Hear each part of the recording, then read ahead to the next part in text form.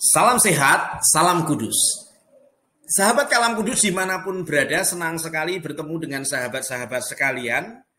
Kembali kita di dalam kelompok pembaca Alkitab atau KEPA SKKK Yogyakarta. Hari ini saya ingin membahas bersama-sama rekan-rekan sekalian dari Filipi 1 ayat 21 dengan satu tajuk hidup mati bagi Tuhan. Kita berdoa terlebih dahulu. Tuhan, tolonglah kami sementara kami membaca dan kami memikirkan bersama kalimat ini Tuhan. Dari Filipi 1 ayat 21, kami berjumpa denganmu yang telah menginspirasi Paulus untuk menyampaikannya kepada kami. Terima kasih ya Tuhan, berbicaralah, kami siap untuk mendengar. Di dalam nama Yesus Kristus kami berdoa. Amin. Sahabat Kalam Kudus yang dikasihi Tuhan, mari kita membaca Filipi 1 ayat 21 yang berbunyi demikian. Karena bagiku hidup adalah Kristus dan mati adalah keuntungan. Karena bagiku hidup adalah Kristus dan mati adalah keuntungan. Filipi 1 ayat 21. Sahabat Kalam Kudus, kalau kita membahas satu bagian firman Tuhan tentu kita harus memahami konteksnya. Itu sebabnya kepakanya itu konteksnya. Kita mesti memahami sebenarnya kalimat ini diucapkan oleh siapa, ditulis oleh siapa. Saya menuliskannya di situ siapa penulisnya. Yang saya maksud adalah yang mengucapkan dan menuliskannya. Karena ketika menulisnya kemungkinan mengucapkan atau kemudian juga ini sesuatu yang bukan sesuatu yang keluar saat menulis saja, tetapi sesuatu yang sudah melekat pada dirinya. Ya, kalau kita pahami siapa yang menuliskannya, tentu adalah Paulus, seorang rasul non-Yahudi, orang yang mendedikasikan hidupnya untuk Tuhan dengan melayani orang-orang non-Yahudi, orang-orang yang Tuhan percayakan kepadanya, orang-orang yang sebelumnya tidak dia kenal, orang-orang yang semula memusuhi dia juga barangkali, tetapi pada akhirnya adalah orang-orang yang dicintai dan juga dikasihi serta dimenangkan untuk Tuhan. Paulus yang menuliskan ini, seorang rasul Tuhan yang memiliki beban kecintaan yang terlebih dahulu hidup di hadapan Tuhan dengan benar sebelum membagikan Tuhan yang benar kepada orang-orang yang Tuhan kirimkan atau dia dikirimkan Tuhan ke sana. Penerimanya bukan rahasia, ini jelas dikirimkan kepada orang-orang Filipi, dibaca oleh orang-orang Filipi, kemungkinan mereka bertemu dalam satu pertemuan dan kemudian membaca surat ini.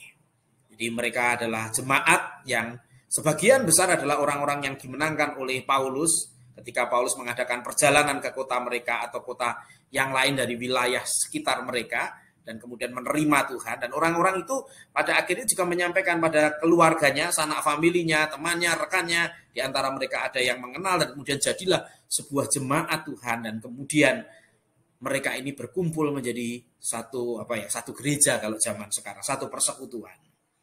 Kenapa Paulus menulis ini? Paulus menulis karena Paulus mendengar kabar yang kurang sedap. Bagaimana di tengah-tengah kondisi jemaat Filipi itu ada arah perpecahan, ada berita kemungkinan perbedaan paham.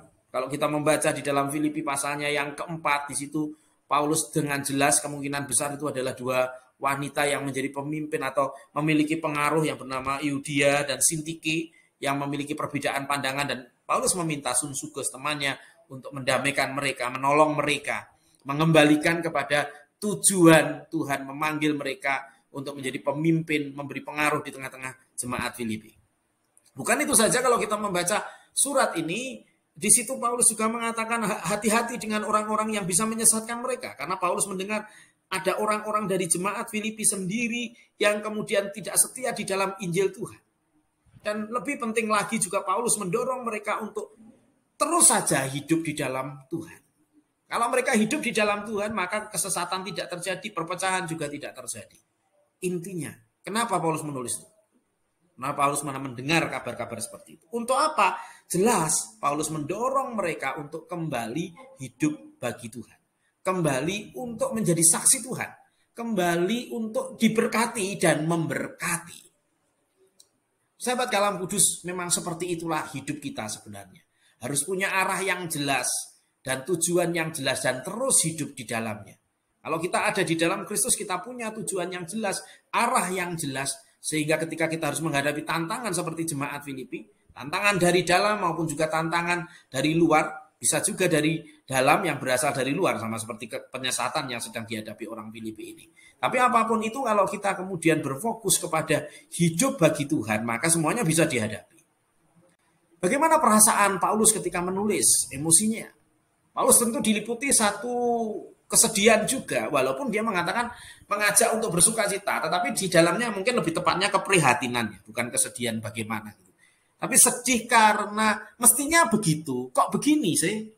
Mestinya harusnya seperti itu, kok seperti ini, sehingga itu mendorong Paulus untuk menuliskan. Jadi ada perasaan seperti itu, mungkin gemes-gemes dikit, ya, karena ia juga sudah mengajarkan banyak hal kepada mereka.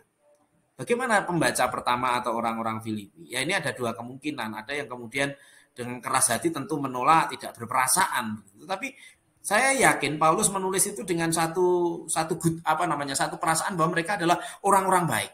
Jadi bukan menghakimi mereka, tetapi Paulus punya keyakinan bahwa mereka ini orang-orang baik, sehingga ketika mendapatkan surat akan mengubah perilakunya. Sehingga kemungkinan besar mereka adalah orang-orang yang ketika mendengar itu menjadi rasa malu gitu. Orang yang ada di dalam penjara memperhatikan mereka. Kok mereka malah bertengkar kalau yang bertengkar. Orang yang di dalam penjara masih memikirkan bagaimana mereka hidup dengan baik. Dan mereka melihat bahwa Paulus pun hidup dengan baik. Mungkin juga ada perasaan bangga, terharu dengan apa yang Paulus lakukan. Bagaimana dengan kita sebagai pembaca masa kini? Kalau kita memahami betul tulisan ini, pasti kita juga akan merasa bahwa ini satu hal yang luar biasa karena orang di tengah kesusahan memikirkan orang lain. Tapi juga ada satu perasaan kagum karena orang ini, Paulus ini punya satu tekad yang luar biasa walaupun dia berada di tengah-tengah kondisi yang sulit, tapi punya tekad untuk hidup dengan luar biasa. Walaupun mati pun mati memberkati orang ngeri. Perasaan Tuhan, tentu kita tidak bisa memahami perasaan Tuhan, tetapi Tuhan pasti bersuka cita dengan apa yang Paulus katakan, karena itu pun juga adalah kerinduannya agar setiap orang bisa hidup baginya. Sahabat Kalam Kudus, kalau kita memahami lebih dalam kalimat ini, maka kalau kita memikirkan, pertama kita mesti memahami arti hidup dulu. Apa sih maksudnya hidup bagi Kristus, atau apa artinya hidup dulu? Hidup, kalau kita mendengar penjelasan Paulus, karena ketika Paulus menempatkan ayat ini atau ayat 21 atau kalimat ini dinyatakan oleh Paulus ketika Paulus itu menunjukkan bagaimana ketika ia ada di dalam penjara, ia tetap mewartakan kabar baik, walaupun ada orang-orang yang berusaha untuk membuat dia menjadi sulit. Mereka ikut memberitakan Injil, tapi dengan maksud yang buruk, dengan maksud yang palsu. Tapi untuk itu aku tetap bersuka cita, kata Paulus begitu, karena semuanya itu akan diubah sedemikian rupa untuk kebaikan anak-anak Tuhan, dan juga untuk lebarnya pekerjaan Tuhan, kemenangan, kegemilangan kabar baik. Itu sebabnya Paulus mengatakan di dalam ayat yang ke-20, dia yang sangat kurindukan, kuharapkan aku sendiri tidak beroleh malu. Aku sendiri, karena sekarang Kristus dimuliakan di dalam tubuhku, baik hidupku maupun matiku. Kenapa itu bisa terjadi di tengah kondisi seperti itu? Paulus pede bahwa dia membahagiakan Tuhan, membuat Tuhan bangga, karena Paulus mengatakan bagiku hidup adalah Kristus. Selama ini apa yang dilakukan oleh Paulus adalah untuk Tuhan. Setiap hari pikiran, perasaan, dan kehendaknya, kalau kita diartikan hidup bagi Kristus, semuanya itu dijalani sebagai hidup. Dan itu ditujukan kepada Kristus. Artinya ada sebuah kehidupan yang bermakna. Paulus sendiri memahami hidupnya bukan hidup yang sia-sia. Hidupnya diarahkan untuk Kristus. Segala yang dikatakan dan dilakukan untuk Kristus. Sehingga pada dirinya sendiri dia memahami hidupnya itu bukan hidup yang sia-sia. Hidup yang bermakna. Bukan hanya bermakna tetapi juga berguna. Karena apa yang diperbuat Paulus itu memenangkan banyak orang.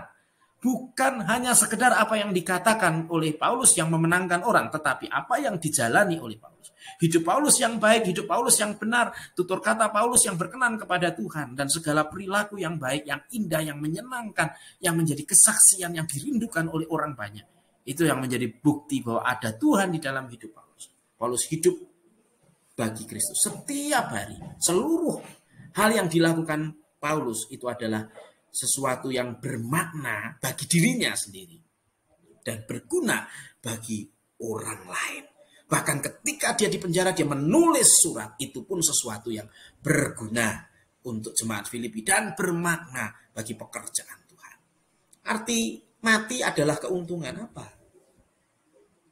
Jelas setiap orang yang menerima Kristus itu di sana menanti kekekalan. Di sini sudah ada kekekalan, tetapi ketika ia harus meninggalkan raganya, bukan penderitaan yang menantinya, bukan penghukuman yang menantinya, tetapi sukacita, damai, sejahtera, kebahagiaan. Itu sudah dijalani di dunia ini. Di tengah-tengah kesukarannya, di tengah-tengah kesulitannya, di tengah-tengah pemenjaraannya, ada penghiburan yang luar biasa. Dan ketika ia mati, yang dihilangkan adalah penderitaan, kesukaran, dan yang bertambah itu adalah sukacita, kebahagiaan karena bertemu dengan Tuhan. Loh, kalau seperti itu bukankah mati itu adalah keuntungan?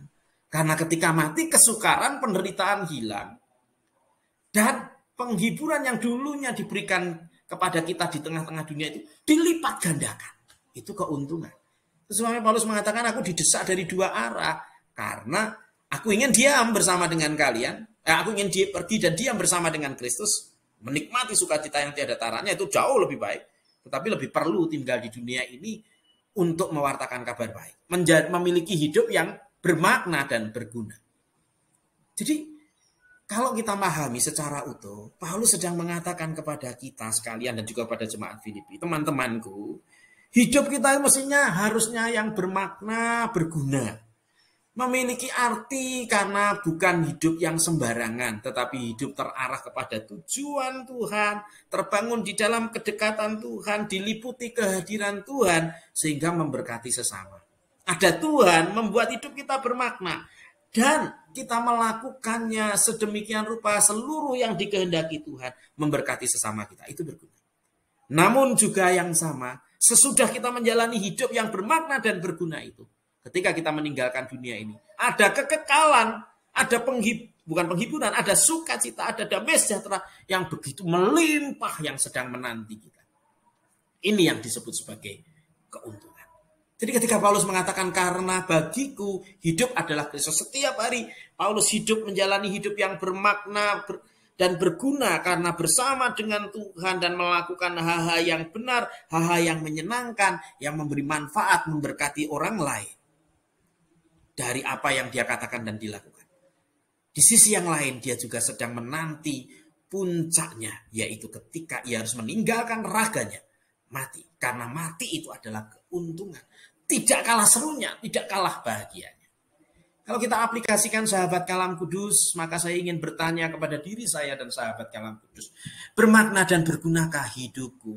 Apakah hari ini kita sudah hidup bagi Kristus? Setiap hal kita arahkan kepada Kristus, kita komunikasikan dengan Kristus, dan kita jalani bersama Kristus. Ia hadir, ia nyata, dan kita menjalani hidup yang bukan ngaku bahagia saja, tetapi juga berguna, memberi manfaat pada orang lain.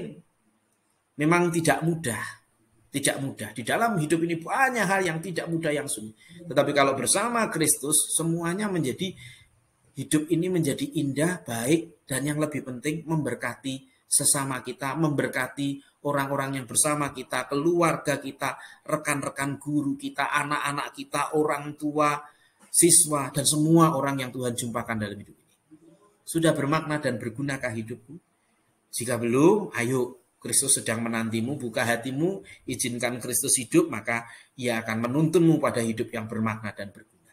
Nah, kalau kita memiliki hidup yang bermakna dan berguna, tentu pertanyaan yang kedua, keuntungankah matiku?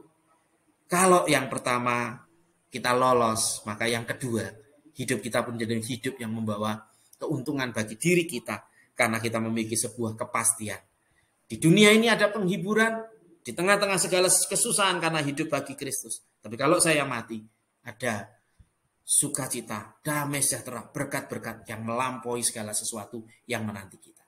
Sebagai kesimpulan, saya ingin mengatakan, di dalam Kristus, hidup dan mati itu sama-sama bermakna dan berguna. Apa artinya? Ketika kita ada di dalam Kristus saat ini, kita akan memberi makna baik pada diri kita maupun sesama, dan berguna untuk diri kita dan juga sesama.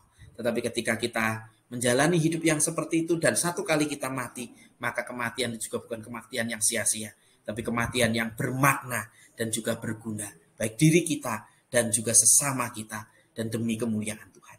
Kiranya Tuhan menolong kita, kita memahami dan kita bisa berkata seperti Paulus, karena bagiku hidup adalah Kristus dan mati adalah keuntungan.